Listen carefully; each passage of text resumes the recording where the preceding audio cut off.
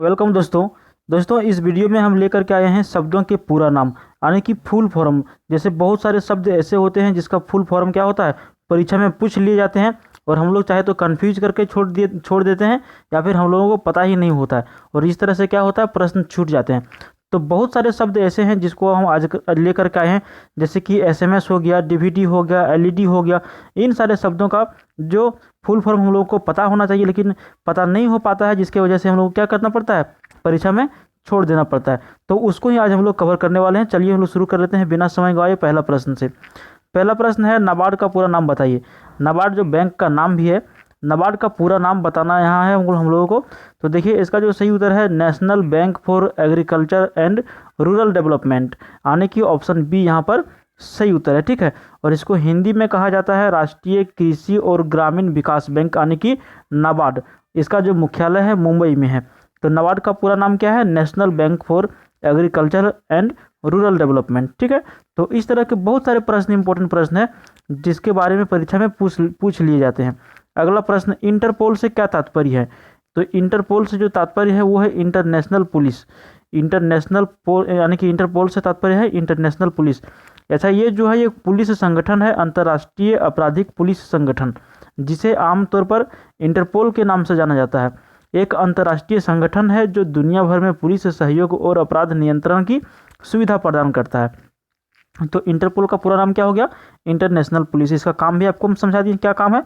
बहुत इंपॉर्टेंट प्रश्न है, एलईडी का पूरा नाम बताइए। आजकल आपको देखने के लिए मिल रहा होगा हर जगह एलईडी, टीवी हो गया एलईडी, बल्ब हो गया एलईडी, कुछ भी लाइट है, कुछ भी इलेक्ट्रॉनिक है तो एलईडी चीज़ चाहिए।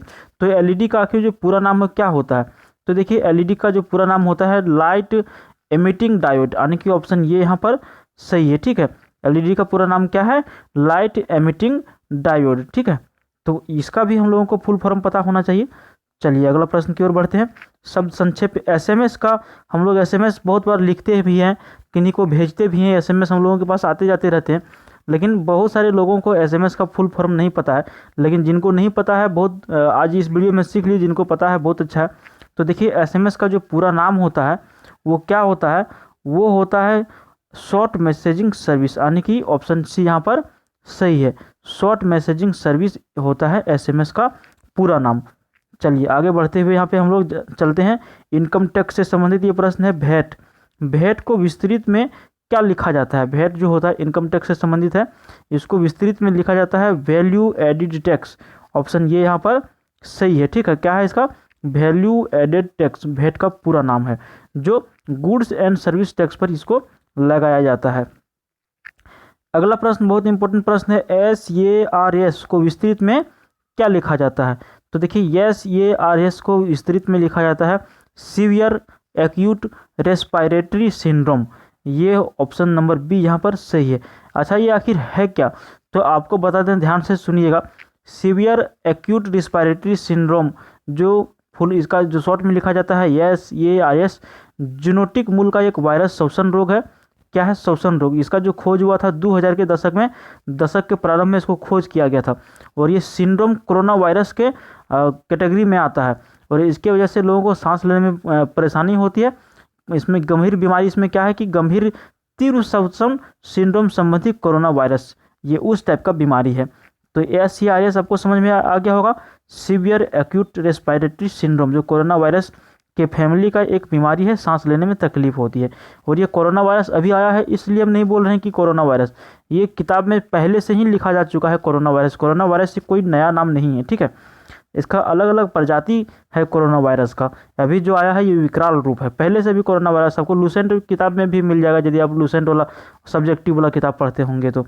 अगला प्रश्न है, RBI का विस्तृत रूप क्या है। सबको जानते हैं भारत में एक RBI बैंक है, और RBI बैंक का पूरा नाम जो है वो है रिजर्व बैंक ऑफ इंडिया, यानी कि ऑप्शन बी यहाँ पर सही है। RBI का मुख्यालय मुंबई में है, और इसको बैंकों का बैंक भी यहाँ पर कहा जाता है। RBI को, RBI सारे बैंक को लोन देती है, यानी कि हम लोग बैंक से लोन लेते हैं, बैंक ऑफ इंडिया से, स्टेट बैंक ऑफ इंडिया से, लेकिन यदि इनके पास कैश की कमी हो जाती है, इनके पास आर्थिक परेशानी हो जाती है, तो ये जा करके कहाँ से लोन लेते हैं, RBI से, रिजर्व बैंक ऑफ इंडिया से लेते हैं।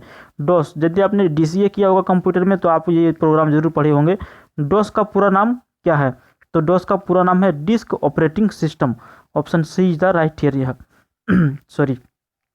अगला प्रश्न, निम्नलिखित में से ये टीपी का पूर्ण विस्तार सही है? ये टीपी का पूरा नाम पूछा जा रहा है, तो ये टीपी का जो पूरा नाम है वो है ऑप्शन ये यहाँ पर सही है, एडेनोजेंस ट्राइफॉस्फेट।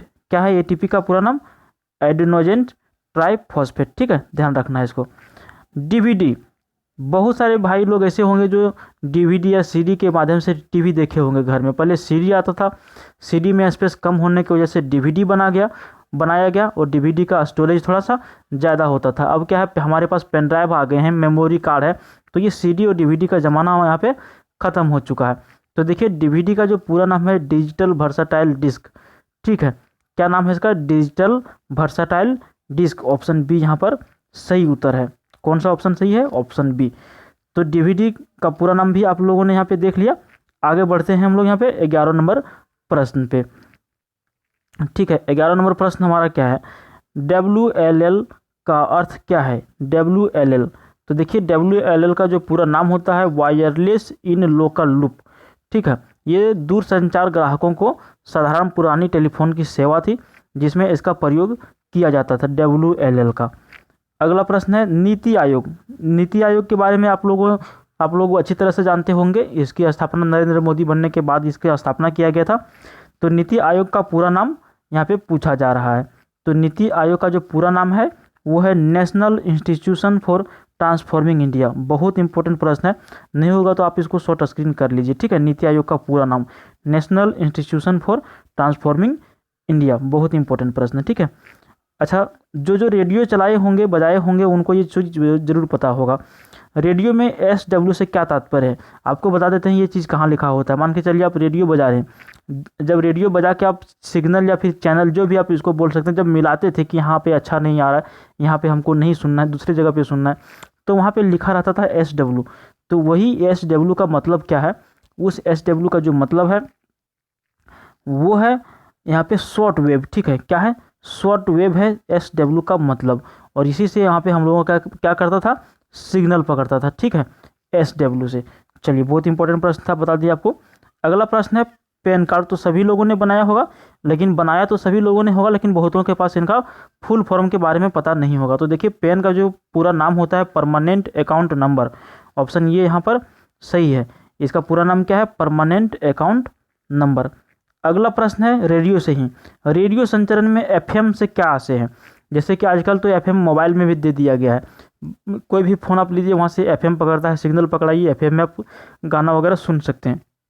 तो देखिए FM का जो पूरा नाम है वो है फ्रीक्वेंसी मॉड्यूलेशन। क्या नाम है इसका पूरा? Frequency modulation. ठीक है, FM रेडियो तरंगों को प्रसारित करने की एक विधि है जिसका उपयोग उच्च गुणवत्ता वाली ध्वनि को प्रसारित करने के लिए किया जाता है। और FM का पूरा नाम क्या है? फ्रीक्वेंसी मॉड्यूलेशन, इसका संक्षिप्त नाम है। उम्मीद है आप ये प्रश्न समझ गए होंगे। अच्छा, दूसरा प्रश्न है STD से क्या तात्पर्य है? आप यदि 10 साल पीछे चल जाएंगे, 8 साल पीछे चल जाएंगे, तो पहले क्या होते थे? फ़ोन के बूथ लगाए जाते थे, यानी कि कोई व्यक्ति फ़ोन का दुकान खोल लेता था, वहाँ पे बैठता था, उसके बाहर लिखा होता था STD ISD। तो वही STD है। ठीक है, जो STD हम लोग वहाँ पे पढ़ते थे, या फिर आपको कहीं अभी भी आपको कहीं ना कहीं लिखा हुआ मिल जाएगा STD का मतलब, तो वही STD है। तो इसका जो पूरा नाम है subscriber trunk dialling. Option D यहाँ पर सही उत्तर है। ठीक है, सब्सक्राइबर ट्रंक डायलिंग, या फिर इसको कह सकते हैं सब्सक्राइबर टोल डायलिंग के रूप में भी इसको जाना जाता है। एक टेलीफोन प्रणाली है जो सब्सक्राइबर को बिना ऑपरेटर सहायता के ट्रंक कॉल डायल करने की अनुमति देता है। पहले क्या होता था कि STD और लोकल कॉल होता था। STD कॉल के ज़्यादा पैसा कटते थे, अब तो सब कुछ फ्री हो गया है। पहले लोग रिचार्ज करते थे 10 रुपये का, 20 रुपये का, और STD का जो पैक होता था, यानी कि एक स्टेट से दूसरे स्टेट में आप लगाते थे फ़ोन, तो वहाँ उस टाइम क्या होता था? पैसे कटते थे, लेकिन अब वैसा कुछ नहीं है, उसी को STD कहा गया है।